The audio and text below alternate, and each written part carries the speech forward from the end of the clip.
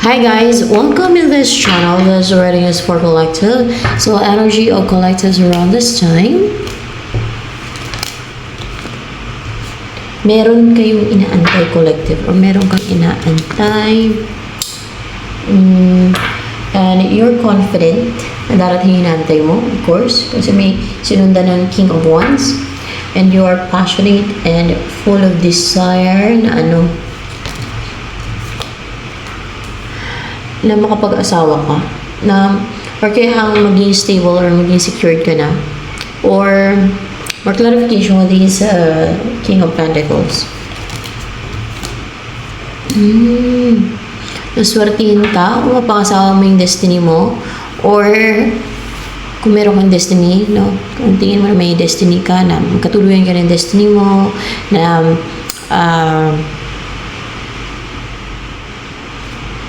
swertihin ka na mapangasawa mo ang taong gusto mo mapangasawa.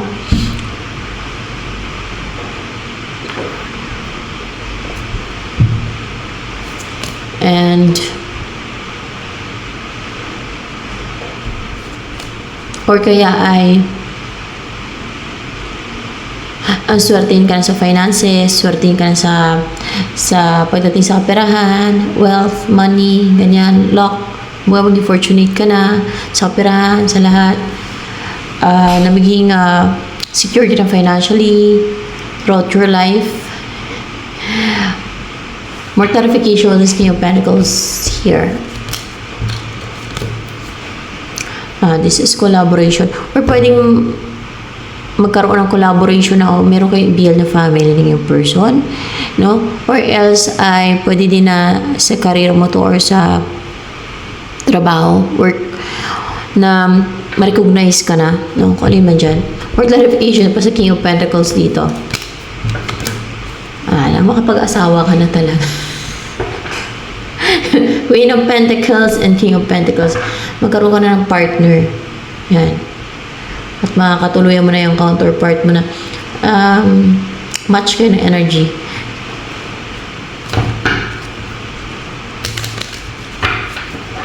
Yun ay inaantay mo. Makapag-asawa ka na kasi ano ang dinidesire mo? Bakit? Ano ang yung excited ka nang gagawin pag nag-asawa ka na? Yung mag-risk, yung maging fearless, maging brave, yung subukan yung hindi mo pa nasubukan. Ano yun? Yung simulan yung hindi mo pa na-try, hindi mo pa na-simulan, hindi mo pa na-umpisahan. Yung malaya ka na gawin ang gusto mo. Malaya ka na gawin ang gusto mo. Yung gusto mong gawin na hindi ka na restricted. Yung gusto mong gawin sa person na mapangasawa mo. Ganun. Oo. And excited ka pa naman, no? Nagawin sa kanya yung gusto mong gawin. Passionate ka nga, Okay lang. Ang hyper ang utak dyan.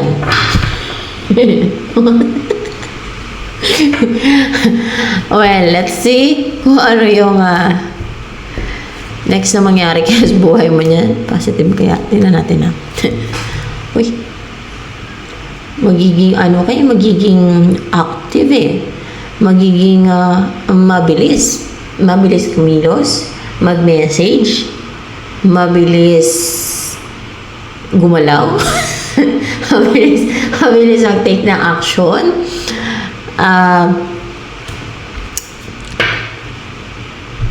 Mabilis mag-decide na mag-travel. Pwede din ganun.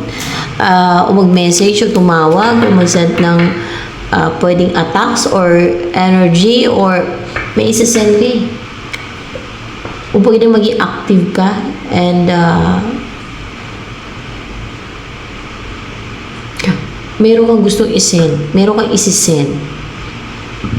Yun daw.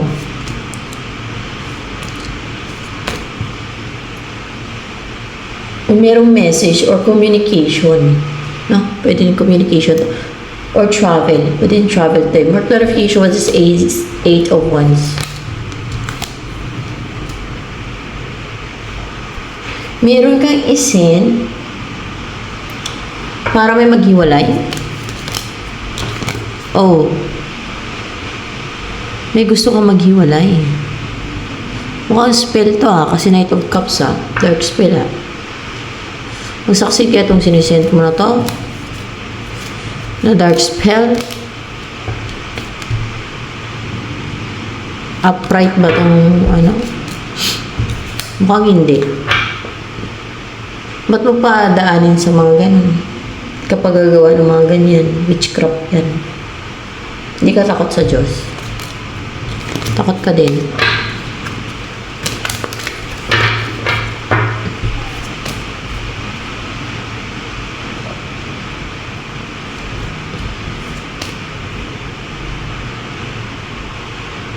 Ano pa?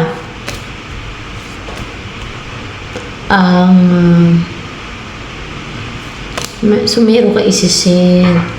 Baka binabalak mo na yun, dark spell or kung ano man isisend mo para maghiwalay ang magjowa, ang magpartner, ang may connect yung connection ng dalawang maglover. Gano'n or a stable relationship, gusto mong sirain yung stable relationship nila. So, ibig sabihin, in a relationship itong person mo ngayon, may karelasyon.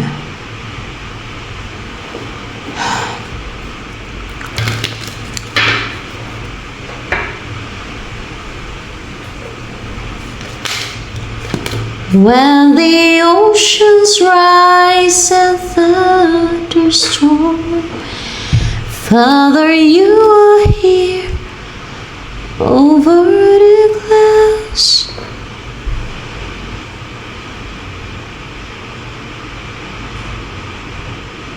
Gusto mo kasi mag-succeed na ma-unite kayo, pagsamahin na kayo. Parang sun and moon.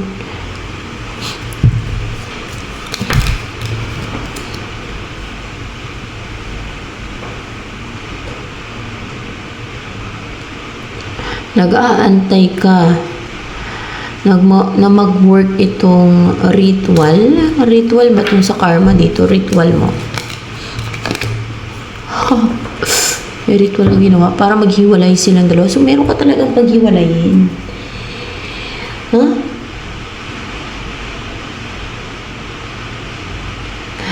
Kung yan ang sambahin mo, Diablo, at dyan ka aasa sa witchcraft, malabo mong tagumpay ka niyan.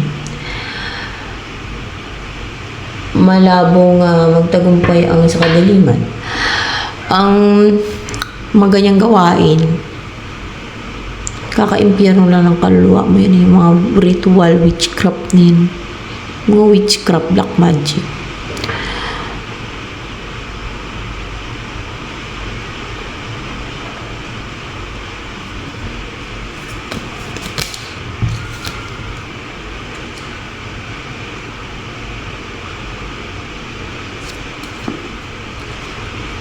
Gusto ma-destroy, mag-end ang kanilang stable relationship.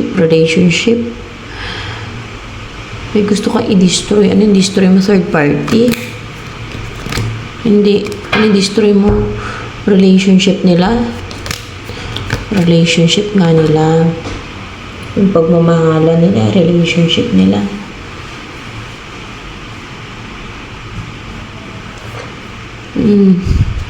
Bakit? Gusto mo angkinin yung isa? Hindi.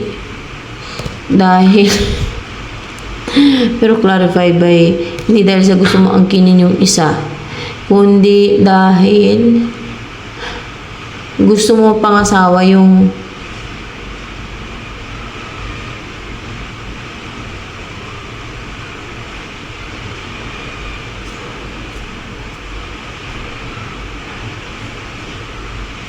baka yung yung gusto mo mapangasawa. Bakit may asawa ba yung mo? O may partner, may karelasyon, yung gusto mo mapangasawa? May partner o may karelasyon. Gusto mong maghiwalay sila.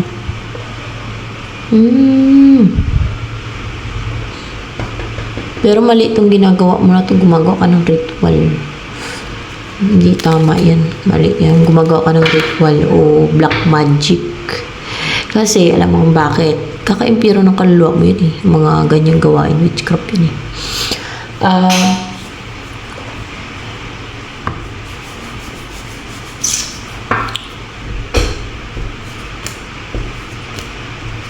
So, yan pala yung gusto mong paghiwalayin. No? Kaya gusto mong ikaw ang mapangasawa ng person mo na gusto mo pangasawa. So, yan na nga yun. Yan na nga. Kaya mukhang tuloy-tuloy ang ginagawa mo na ritual. Ritual. Oh my gosh. Ritual. Ba't anong meron dyan sa person na gusto mo pangasawa? Ba't gusto mo pangasawa yan? Gumagawa ka pa ng mga ganyan. Anong meron sa kanya? Kasi may mga kaaway siya?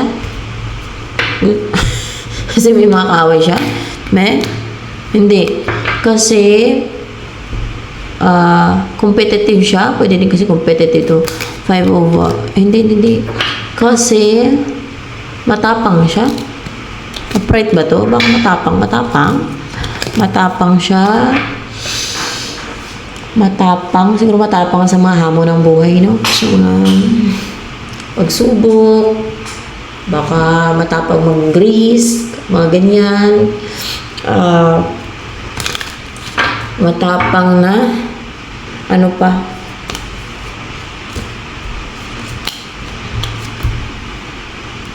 Mag-reach out. Matapang mag-reach out. Matapang siya mag-reach out.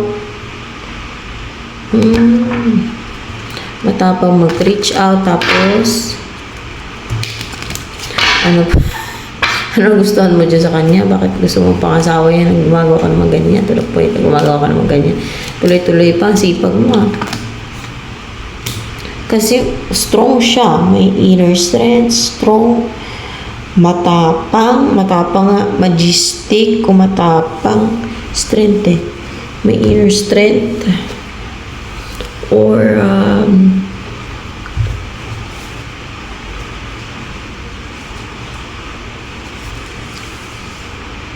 ano pa?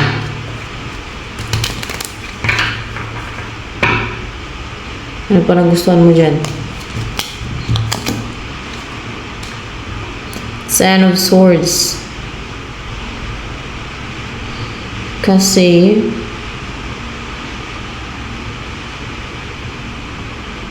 traidor? Hindi. Kala ko traidor. Ten of Swords eh. Kasi nasasaktan ka dahil may karelasyon siyang iba. Yun ang gustuhan mo sa kanya kasi nasasaktan ka dahil may karelasyon siyang iba. Dahil gusto mo yung may thrill. Gusto mo yung may pain. Gusto mo yung nasasaktan ka. May third party. Ano pa?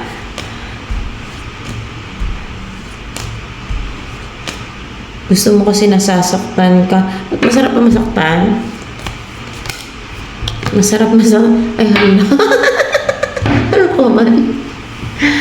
Masarap ka masaktan? Love hurts. Masarap pa sa pakiramdam na masaktan. Ano yun? Anong pakiramdam pag nasaktan ka? Maliban sa nasaktan ka, bakit masarap sa pakiramdam mo nasaktan ka?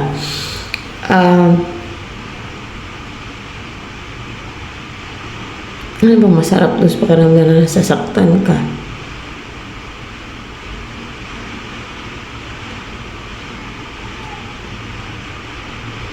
You take pleasure in it. Ay! Wala, parang kang psychopath. Ay, hindi ko alam kung yun ba yung psychopath. Eh, ikaw nasasaktan eh. Pag psychopath naman, yung victim nila ang nasasaktan. They take pleasure on the pain of others. Diba? Ganun yun eh. Mga psychopath. Ikaw naman, pag nasaktan ka, sarapan ka pag nasaktan ka. Hala! Ano yung pag nasaktan ka? Napapangiti ka? Tingnan natin kung... Ay, hindi naman. Kakaiba ka, ha? Kakaiba ba? Oh, madalang ata yung ganyan eh. Baka ikaw lang.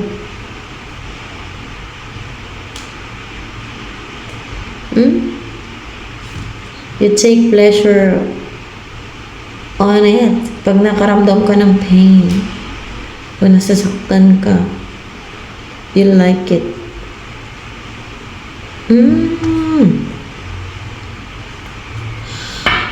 Ibang energy.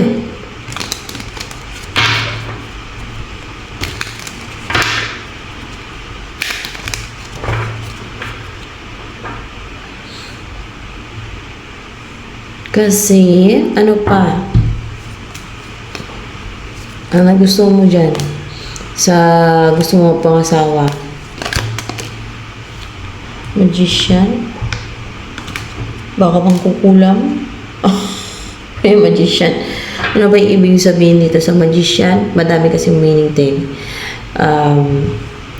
Dahil mangkukulam siya? Ay, hindi siya witch. Kasi kompleto ang tools niya. Baka sa tools naman to. So, possible. Medyo palang pa. Pray pa yun. So, yes, kompleto ang tools niya. Yun ang magician dito. Hindi sa mangkukulam siya. Kinlarify ko yun, ha. Kundi kompleto ang tools niyan. Or, yeah. Yun na yun. Kompleto ang tools niya. And,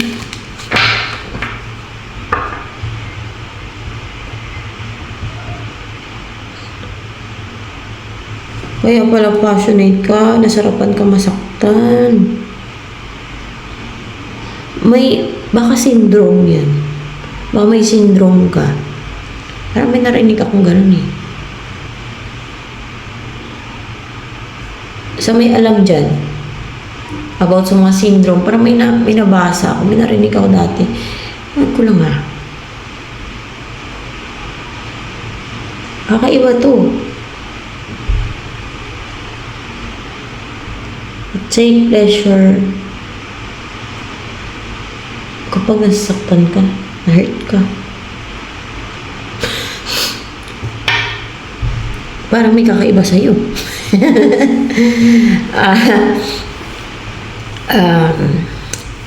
Anong gusto sabihin sa'yo ng person na yun na gusto mong mapangasawa?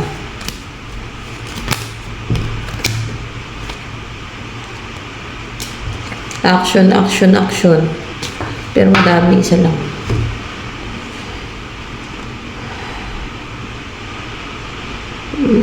Gusto niyo mag-start kayo ng new beginning? O mag-take ka ng action? Yun ang gusto niyo, mag-take ka ng action.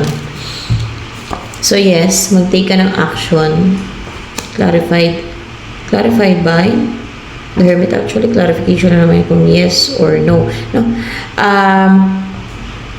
Mag-take ka daw ng action. Bakit? Bakit daw mag-take ka ng action? Amin natin yung reason. Para magkaroon ng movement sa connection nyo. So, nandun yung willingness ng person na to na magkaroon ng relationship sa inyo. Or connection. Kaya, yan ang gusto nyo sabihin sa'yo, mag-take ka ng action para magkaroon ng movement sa inyong dalawa. Parang hindi na tenga. Para may gumagalaw na, kumikilos.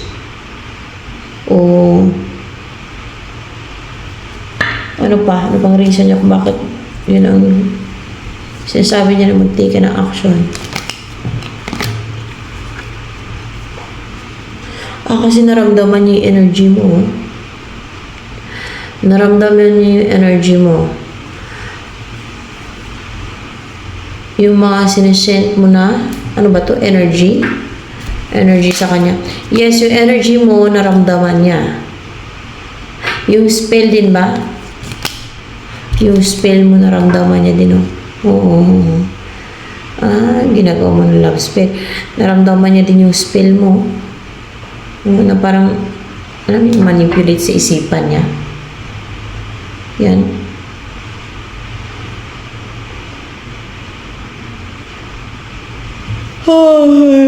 So, naramdaman niya yung energy mo. Kaya, nagustuhan niya din. Nagustuhan niya din. Yeah. Gusto niya din. Kasi na-manipulate siya. Parang nakaramdam niya ng desire. Or, dahil na-manipulate siya eh. Ng energy mo at spell mo eh. Tingnan natin na.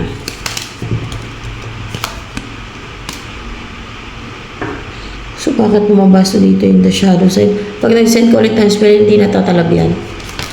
Ayun. Pag nag-send ka ulit ng spell sa kanya, hindi na yung tatalab. Yung tumatalab sa kanya, yung nauna mong sinend na spell. Pero, sa sunod, hindi na yung tatalab sa kanya yung spell mo. Maring may tumatalab sa kanya ngayon, yung ibig sabihin, gumagana pa sa kanya yung dati mong spell. Yeah, gumagana pa yung dating spell, yung na-unite na sa kanya. Pero pag sinundan mo ulit, hindi na yan ma-unite sa kanya, hindi na yan tatalab yung sunod na spell mo. Pero yung gumagana sa kanya ngayon, yun na yung mga sinend mo dati, o lately, or dati. Yan. Kaya, ramdam niyo yung energy mo, at yun na yun, yung mga spells na sinend mo, na nauna mong sinend na spells.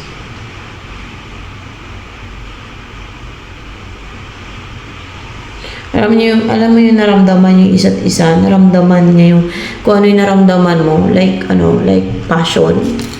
Like passion, alam mo yon? Naintindihan niyo yung passion? baka hindi niya naintindihan. Ibig sabihin passion. Yung passion, like passion sa sex.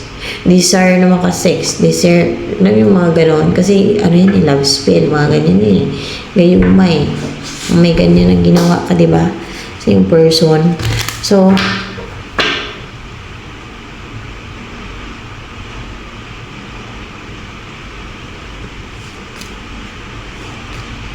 let's see. Ano pa? Ano pa na isabihin sa'yo ng person na yan na gusto mong maka-sex, mapangasawa. Tingnan natin.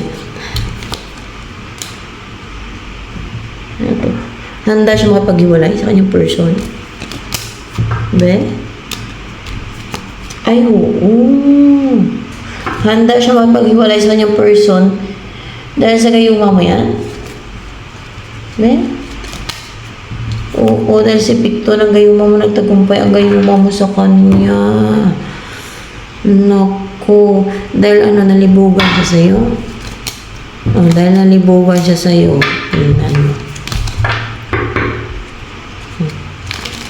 Dahil nalibugan siya sa'yo. Kapag hiwalay tuloy sa person niya kasi nalibugan daw siya sa'yo. Gayuma mo sa kanya, pero sa sunod na gagawin mo na love spell dyan, o spell, o pang-manipulate sa isipan niya, hindi na yun may-unite sa kanya, hindi na yun tatalab sa kanya yung mga susunod. Yung gumagana na lang sa kanya ngayon, yung dati mong pinang-sent, o maaaring lately.